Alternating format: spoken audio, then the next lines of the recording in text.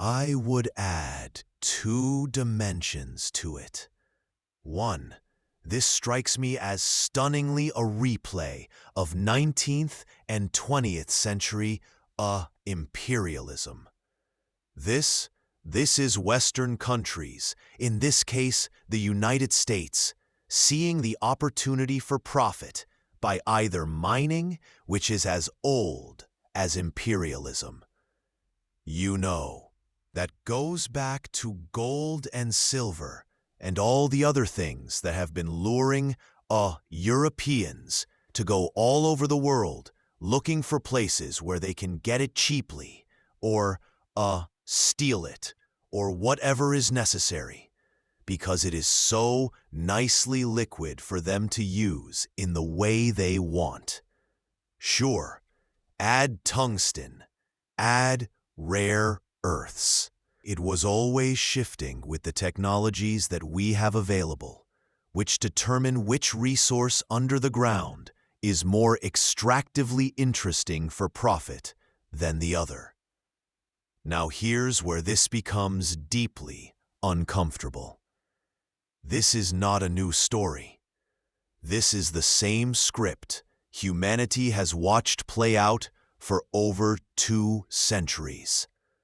In the 1900s, it was oil driving wars in the Middle East. And now, in the 21st century, it's lithium, cobalt, tungsten, and rare earths. Different minerals, same blood-stained logic. Empires never say they are conquering for profit. They always dress it up as order, security, or freedom. But the balance sheet always tells the real story. So now, there's these new ones, and now there's a new place to go get them. And the United States is going to try to do it. Get other people to pay for it. You know, despoil the environment. That's what they always did. This is not new. And I want to remind someone of a lesson.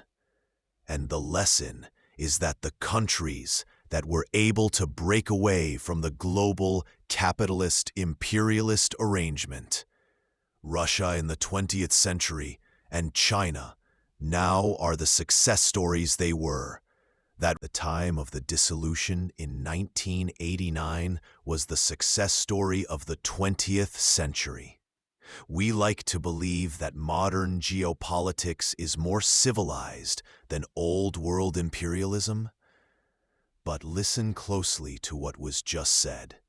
The method hasn't changed. Only the vocabulary has today. It's not called plunder. It's called investment. It's not called environmental destruction. It's called development. But the outcome is identical. Profits exported, damage localized, and accountability nowhere to be found. Empires don't stop exploiting. They just outsource the costs. The most backward European country that had to go through losing World War I, then a civil war and a revolution, and then collectivization of agriculture, and then World War II, still came out at the end of the century, having grown faster than anybody else, despite all of those setbacks. Extraordinary story. And China, we all know, is the other one. And what do they have in capitalist system? Pause here. This alone breaks a century of propaganda. After total war collapse and forced industrialization, that nation still outgrew most developed economies by Western logic. It should have failed. Because its model was independent. Where are the success stories? The ones who did not allow what they're discussing for Kyrgyzstan or Kazakhstan at this point. Now that's the first thing.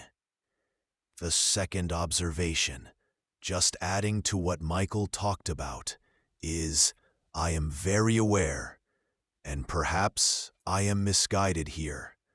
I am aware that all the nations, the 76, because I keep count, the 76 dead people that were killed in those boats, the so-called narco boats, in the Caribbean and the Pacific.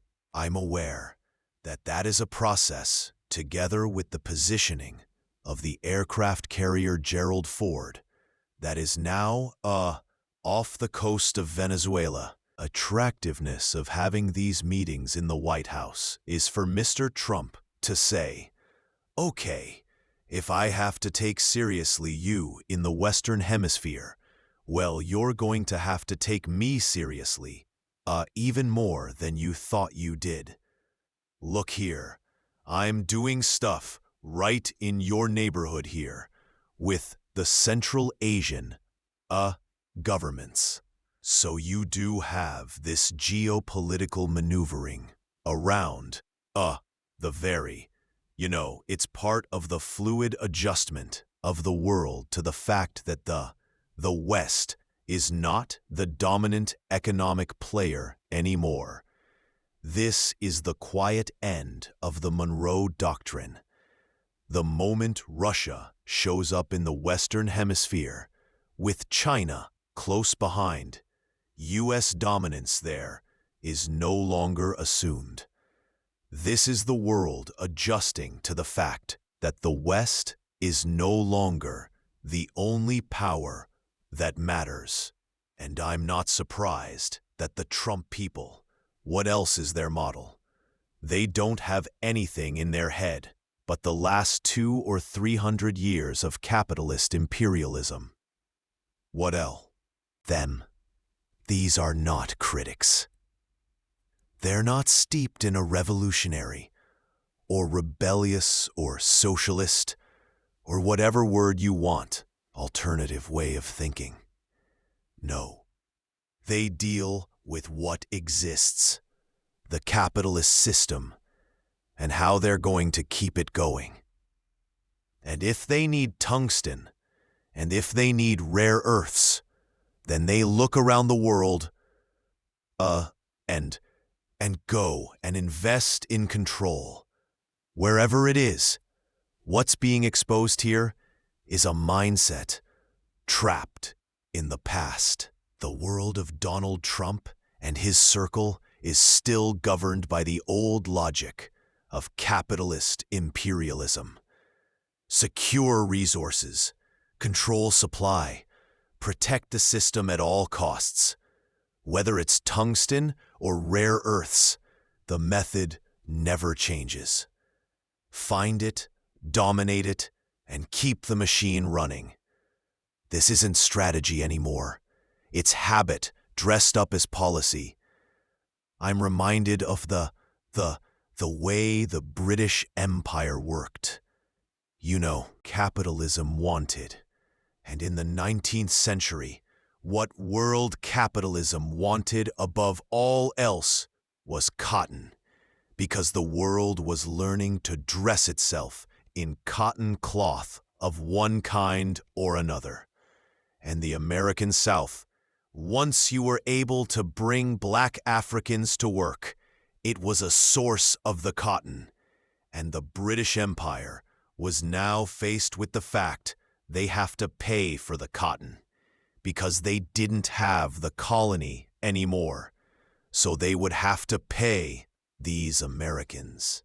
So the word went out in the British Empire that they should work at Kew Gardens outside of London to plant cotton in every conceivable way to see where in the world cotton could grow that they could harvest for their cotton industry. That's why Uganda is a cotton plantation. Why Egypt is the source of cotton. They tried it everywhere. Where it didn't work, they forgot it. Where it did, they came down with their colonial regime to make sure they got it.